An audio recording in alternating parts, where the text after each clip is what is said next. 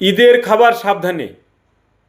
দীর্ঘ 1 মাস রোজা রাখার পর হঠাৎ করে যদি আপনি বেশি খাবার খান বা ভারী খাবার খেয়ে ফেলেন, তাহলে শরীরের বিভিন্ন ধরনের সমস্যা দেখা দিতে পারে।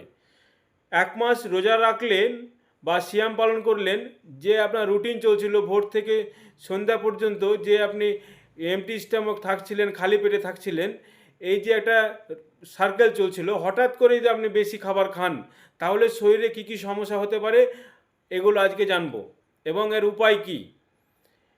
অলস, ঘুম ঘুম ভাব, একটুতেই ক্লান্তি হয়ে যাবেন, বেশি খাওয়ার পর শরীর ভারী লাগা এবং কাজের অনিচ্ছা, কাজ করতে ইচ্ছে করবে না, তাহলে আপনার খাবারটা অল্প খাওয়া উচিত। আরও কী কী সমস্যা হতে পারে?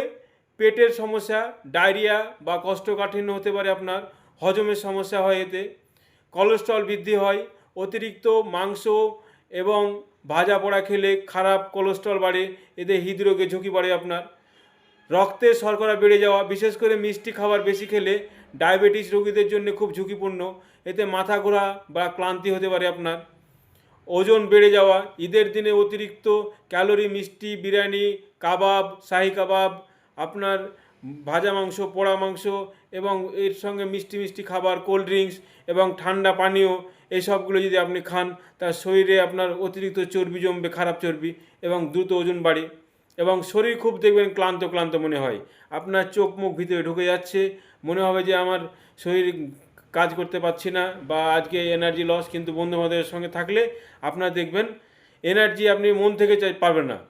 যতটা পারা যায় এগুলো এড়িয়ে চলতে। বদহজম এবং গ্যাস্ট্রিকের সমস্যা হতে পারে।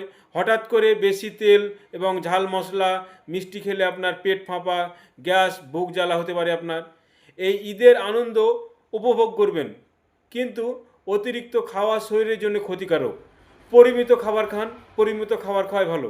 সারাদিনে আপনি অল্প অল্প করে খান, কিন্তু যতটা পারা যায় মিষ্টি খাবার বা অতিরিক্ত ঠান্ডা পানীয়, ঠান্ডা মিষ্টি এবং ভাজা পোড়া থেকে এড়িয়ে চলুন। আপনি স্যালাডযুক্ত খাবার বেশি বেশি করে খান।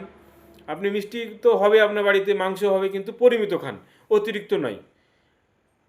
এই সমস্যা যদি কারো থেকে থাকে, তো এই আপনার সমস্যা কি হচ্ছে ঈদের দিনে অবশ্যই কমেন্টে জানাবেন, যে আমার সমস্যাটা হচ্ছে, ইনশাল্লাহ উত্তর দেওয়ার কমেন্টে চেষ্টা করব। আর এই টিপসটি ভালো যদি লেগে থাকে, পেজটি ফলো করে সঙ্গে থাকুন। অন্য মানুষদের সুবিধার্থে পেজটি শেয়ার করুন, এবং সাবধান, ঈদের খাবার সাবধান। ধন্যবাদ।